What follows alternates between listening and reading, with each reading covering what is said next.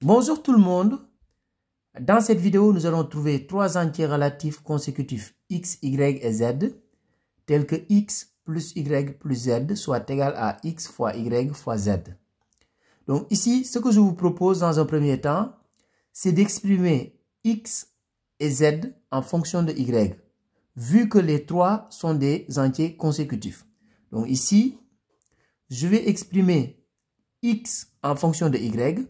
Donc, comme les entiers sont consécutifs, ça veut dire que l'entier qui est juste avant y, on peut l'écrire sous la forme y moins 1. Et l'entier qui est juste après y, on peut l'écrire sous la forme y plus 1. Donc ici, on a remplacé x par y moins 1 et z, on l'a remplacé par y plus 1. Donc ici, on va l'écrire ici comme ça, vous voyez mieux la situation. Donc x est égal à y moins 1. Donc x égale y moins 1 et z est égal à y plus 1. Donc, et z est égal à y plus 1. Comme ça, ici, on n'aura maintenant que y comme inconnu. On va résoudre l'équation pour trouver les valeurs possibles de y.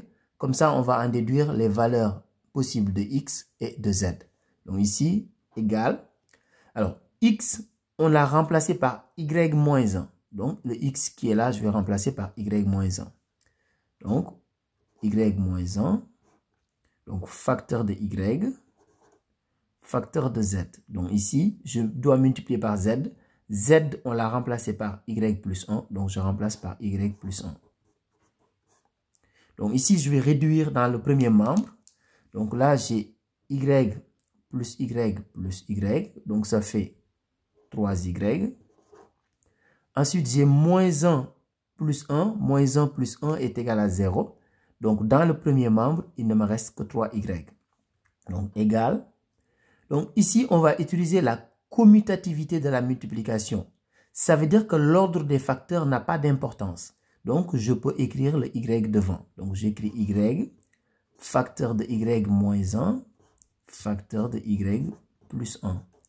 Donc ici, on fait apparaître une identité remarquable. Donc là, si vous voyez bien, ça c'est une identité remarquable. Donc je vous rappelle la forme de l'identité remarquable. Donc c'est la forme a moins b, facteur de a plus b. Et ça c'est égal à a au carré moins b au carré, tout simplement. Donc c'est cette identité remarquable qu'on va utiliser ici. Donc y, facteur de, donc ici, on aura y carré moins 1 au carré. Donc, comme ici, a carré moins b carré. Donc, y carré moins 1 au carré est égal à 1. Donc, on va écrire tout simplement 1. Donc, 3y égale y facteur de y carré moins 1.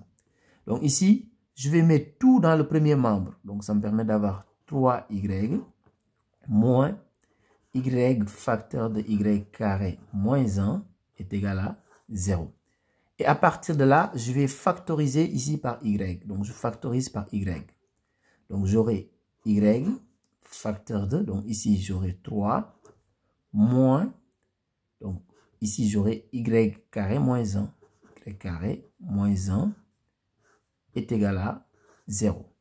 Donc, à partir de là, on a une équation produit nul. C'est-à-dire, je multiplie deux nombres et je trouve 0. Ça veut dire qu'au moins l'un des deux nombres est égal à 0. Donc, ça veut dire quoi? Ça veut dire ici que y est égal à 0 ou c'est 3 moins y carré moins 1 qui est égal à 0. Donc, je vais continuer ici sur le côté. Donc, on a y égale 0 ou, donc si on dit 3 moins y carré moins 1 égale 0, ça veut dire tout simplement que y carré moins 1 est égal à 3. Donc ici, y égale 0 ou, donc y carré moins 1 est égal à 3, ça veut dire que y carré est égal à 3 plus 1. Donc y égale 0 ou y carré égale, donc 3 plus 1 égale 4. Donc ici, y égale 0 ou, alors si y carré est égal à 4, ça veut dire qu'il y a deux possibilités. Y peut être égal à 2, mais y peut aussi être égal à moins 2. Donc y égale 2 ou y égale moins 2. Parce que les deux possibilité existe.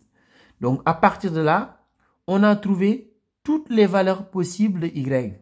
Mais maintenant, on va trouver les valeurs possibles de x et les valeurs possibles de z.